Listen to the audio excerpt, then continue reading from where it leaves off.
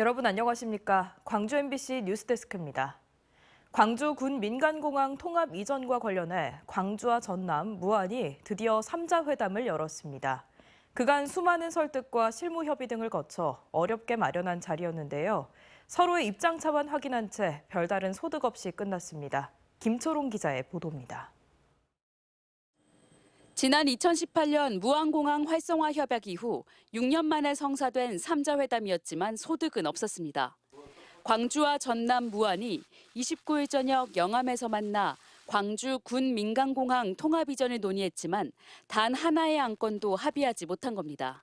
3자는 무안국제공항 문제가 서남권 발전이 기본임을 인식하고 민군 통합공항의 무안 이전에 대해 서로의 입장을 밝히고 경청했으나 무안군의 반대로 합의에 이르지는 못했습니다. 광주와 전남이 제시한 안건은 다양했습니다.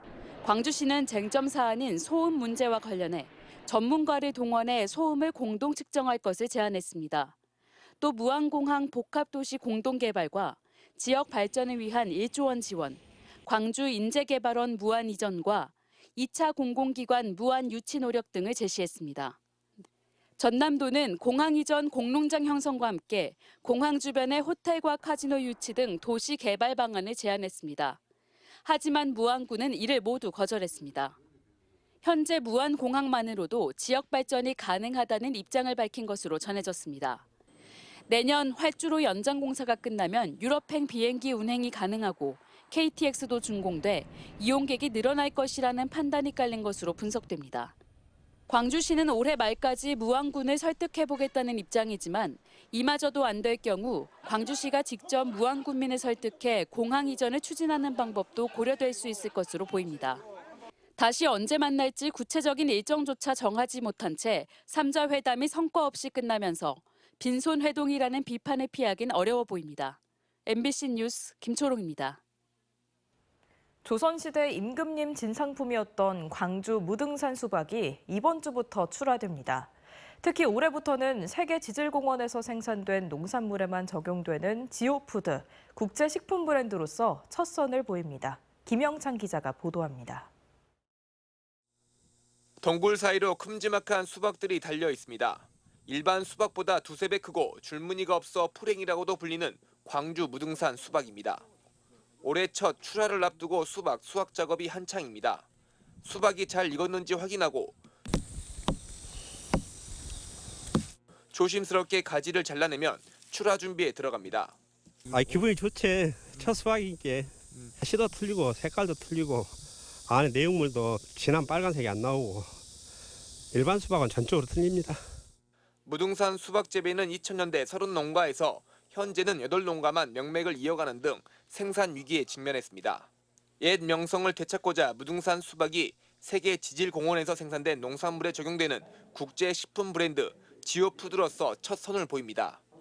지난 3월엔 무등산 수박 생산자 조합과 지오 파트너 협력 협약을 체결했습니다. 생산 농가들은 이를 계기로 올해 판매량 증가를 기대하고 있습니다. 올해는 이제 한 2,500동이 좀 판매를 했으면 저희는 진짜 좋죠. 이게 2,500병이 아니라 3,000도 나오면 더 좋고 그런데 그게 마음대로 안 돼. 무등산 수박은 이번 주 금요일부터 출하를 시작해 10월 중순까지 무등산에 위치한 공동 집판장에서 판매됩니다. 7kg당 3만 원으로 시작하고 18kg을 넘어가면 2만 원씩 증가해 농가 소득에 큰 도움이 될 것으로 기대됩니다. MBC 뉴스 김영창입니다. 연일 낮 최고 기온이 35도에 육박하는 찜통더위가 이어지고 있습니다. 이런 더위에도 쇠를 달구고 망치질을 하는 대장간이 있고 뜨거운 날씨에 취약한 어르신들은 더위를 피해 경로당에서 피서를 보냅니다. 폭염 속 풍경을 최황지 기자가 취재했습니다. 50년간 운영된 여수 유일의 대장간. 무쇠도 녹이는 섭씨 1000도의 불길에 대장간은 한증막입니다. 달궈진 쇠를 손질하는 대장장이가 줄줄 흐르는 땀을 닦아냅니다. 더운 게 다 힘들지 뭐 나만 힘들겠어. 이런 사람 다 힘들지. 오래된 선풍기 한 대가 열기를 식혀보지만 역부족입니다. 폭염이 연일 이어지고 있지만 꾸준히 찾는 단골이 있어 문을 닫을 수 없습니다. 이제 몸이 허락한 데까지는 한다. 이제 그러면 된다. 그렇게 생각은 돼. 이거 돈 번다고 생각은 돼. 시원한 에어컨 바람 아래 삼삼오오 둘러앉은 어르신들이 과일을 나눠 먹습니다. 지자체가 냉방비를 지원하는 무더위 쉼터입니다. 어르신들의 더위 나기로 이곳만한 곳이 없습니다. 놀러 갈 때 경로당밖에 없어요. 여기가 아주 뭐 시원하고 좋으니까 또 집하고 가까우니까 그렇게 여기 논당에서 살다시피 합니다. 낮에는 폭염, 밤에는 열대야까지 이어지며 어르신들의 더위 나기는 더 힘겹습니다. 더워요 저녁으로. 막 에어컨도 틀어놓지 선풍기도 틀어놓지 막 그러고 잠이 들 때도 있고 그래요. 무더위로 발생한 온열 질환자는 전국 1,050여 명으로 전남은 120여 명이 넘습니다. 전체 온열 질환자 중 65세 이상 인구가 30%에 달하고 있어 여름철 어르신들의 건강 관리에 각별한 주의가 필요합니다. MBC 뉴스 최왕수입니다.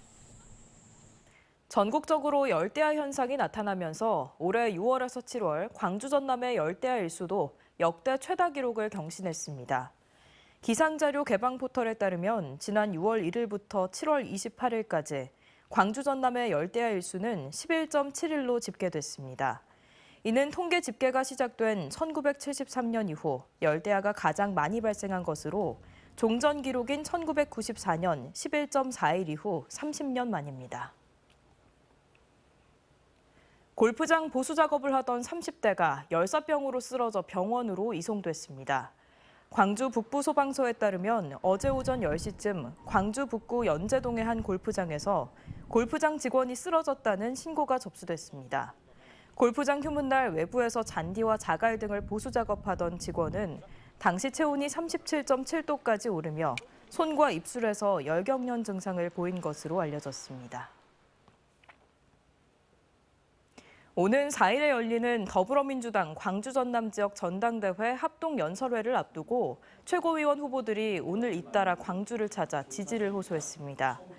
김민석 최고위원 후보는 5.18 헌법 전문 반영 원포인트 개헌과 광주 인공지능단지 발전 등 지역 과제를 이재명 대표와 함께 풀어나가겠다고 밝혔습니다. 한준호 최고위원 후보는 호남 출신의 국회 국토교통위원회 소속임을 강조하며 광주선 철도 지하화와 상부 개발, 광주 영암 고속도로 조기 건설 등 교통 개선을 약속했습니다. 옛 전방 일신방직 부지 개발사가 도로공원 구축을 위한 공공기여금 5,899억 원을 분납하기로 하고 광주시와 협약을 체결했습니다. 해당 민간사업자는 5,899억 원 중 2,899억 원은 도로공원 등 공공용지 개발을 위해 사용하고 현금 3천억 원은 착공부터 준공까지 5년에 걸쳐 광주시에 분납하기로 했습니다. 민간 사업자는 다음 달부터 특급 호텔을 포함한 랜드마크 타워, 상생복합시설, 주상복합시설 등에 대한 건축 인허가 절차를 밟을 예정입니다. 광주의 주택 가운데 아파트의 비율이 전국에서 가장 높고 전남은 단독주택 비율이 가장 높습니다. 통계청이 발표한 2023년 인구주택 총조사 결과에 따르면 광주의 주택 가운데 아파트가 차지하는 비율은 81.5%, 아파트에 거주하는 가구 비율은 67.8%로 각각 전국에서 가장 높았습니다. 언제 어디서나 내 손 안의 뉴스. 광주 MBC 뉴스 유튜브 구독으로 함께하세요.